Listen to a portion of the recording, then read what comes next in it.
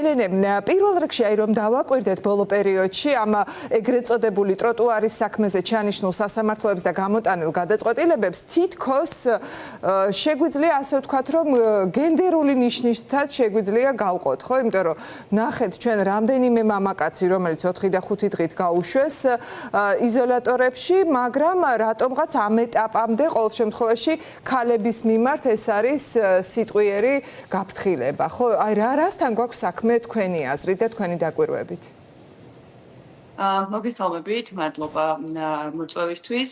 ხო, ჩვენც გქონდა ესე ვთქვათ ამაზე საუბარი და მსჯელობა, ხო არ იყო შემთხვევით გამოწვეული ის ფაქტი, რომ ამ ეტაპამდე განხილული მანდილოსნების საქმის შემთხვევაში გადაწყვეტილებები იყო მხოლოდ სიტყვიერი გაფრთხილებით შემოიფარგლიან მოსამართლეები. თუმცა მე მინდა რომ ხაზი გავუსვა იმას, რომ ნებისმიერ შემთხვევაში ეს არის სამართალდარღვევა და არავითარ შემთხვევაში არ ამსუბუქებს ფაქტს და საბოლოო შედეგს. ხო, საბოლოო ჯამში თითოეული მათგანი, ვისი გადაწყვეტილებას უკვე იყო გამოიტანა მოსამართლემ, ცნო სამართალ დამრღვევებად. თუმცა დღეს იყო მაგალითად პრეცედენტი, როდესაც მამრობითის კეისის ადამიანიც ერთ-ერთი ასევე სიტყვიერი გაფრთხილებით დაასრულა პროცესი და გამოიტანა გადაწყვეტილება იგივე მოსამართლემ პრინციპში, რომელმაც უნდა მიიღოს ჩემს შესახებ გადაწყვეტილებაც, ხო?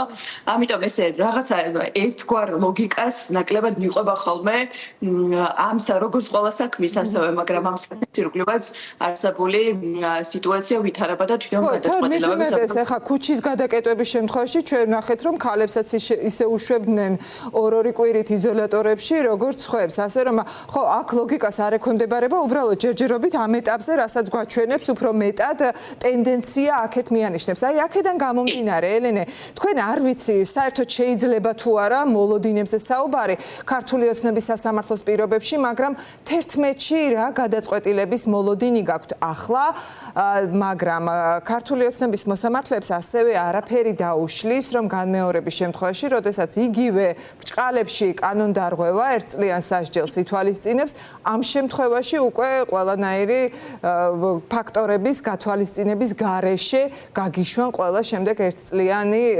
სასჯელით უკვე საპატიმროებში. აი როგორ ფიქრობთ ამ პროცესის განვითარებას საერთოდ როგორ ხედავთ თქვენ? იცით რა არის პირველ რიგში კი პასუხებთ მოლოდინთან დაკავშირებით, ნუ იქიდან გამომდინარე რომ კანონში არსებული ჩანაწერით, რომელსაც ეძახიან რაღაც განსაკუთრებულ გარემოებას, ამ განსაკუთრებული გარემოებიდან ერთ-ერთი მოქმედებს შემთხვევაში 12 წლამდე შვილის ყოლის გარემოება, რაც იმას ნიშნავს, რომ წესით თუ კანონის მიხედვით მიიღებენ გადაწყვეტილებას, ჩემ შემთხვევაში უნდა შეფთა გადაწყვეტა რომ სამართალთან მოეცნონ, ჩემ შემთხვევაში უნდა გამოიყენონ სულ რომ უნდათ რომ გამიშვენ იზოლატორში უნდა გამოიყენონ სიტყვიერი გაფრთხილება. თუმცა რა თქმა უნდა, ეს რაღაც დაზუსტებით ამას ვერ ვიტყვით, ხო? იმიტომ რომ ასე ვიცით, რომ კონსტიტუცია უპირატესი არის იმ მანიფესტაციის შესახებ კანონში არსებულ ჩანაწერზე და მიუხედავად ამისა, მაინც ადამიანები გაუშვეს იზოლატორში. მე მაინც მგონია, რომ ეს მთლიანი პროცესი, რომელიც გზის გადაკეტვის შემდგომ წამოიწყეს, ანუ რაც უკავშირდება ტროტუარის საქმეებს, არის ის, რომ რაღაცნაირად გამოხშირონ ადამიანები პროტესტიდან, ანუ ის ადამიანები, ვინც უწყვეტად დადიან აქციებზე და სხვებს გაუჩინონ ალბათ რაღაცა შიშის ფაქტორი, რომ თქვათ მაგალითად მეორე საქმის შემთხვევაში შეიძლება სისხლის სამართლის საქმით იყვნენ დაბარებულები სასამართლოში. ხო და გვაქვს კიდევაც ამის შემთხვევებიც, უკვე როდესაც გადაუკვალიფიცირეს საქმეები რამდენიმე აქციის მონაწილეს. ამიტომ ჩემი გადმოსახედიდან შემიძლია გითხრათ ჩემ საკუთარ თავზე, რომ მე არ მიცინია რა გადაწყვეტილებას არ უნდა იყოს, ანუ შიშის ფაქტორი საერთოდ არ მაქვს.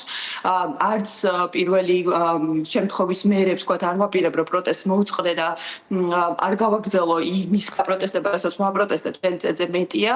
შესაბამისად მგონია, რომ თუ თავარი მიზანი იყო, რომ ამ ფორმით გაეჩერებინათ რუსთაველის პროტესტი, ეს არ გამოსდით და დიდი ალბათობით არ გამოუვათ. კი ბატონო, ნამდვილად, იმიტომ რომ აი ახლა ძალიან ბევრ აქტივისტს განსაკუთრებით ამ ეგრეთ წოდებული საქმეების დაწყების შემდეგ შევხვდით და პოზიცია ასეთია, ნამდვილად ვერ ახერხებს ქართული ოცნება იმ სასურველ მიზანს მიაღწიოს, რომ პროტესტი აღარ იყოს და დარწმუნებული ვარ, ვერც მოახერხებს. ელენე, წარმატებას გისურვებთ და იმედი მაქვს და დარწმუნებული ვარ, რომ 11 თებერვლის შემდეგაც ჩვენ შევხვდებით ერთმანეთს და ვისაუბრებთ უკვე იმ კიდევ ერთ მძიმე გადაწყვეტილებაზე, რომელიც მიიღო ქართულმა ოცნებამ უშუალოდ ეგრეთ წოდებული განათლების რეფორმასთან დაკავშირებით და აქ უფრო მნიშვნელოვანი საინტერესო და კვალიფიციური იქნება ნამდვილად თქვენი მოსაზრებები.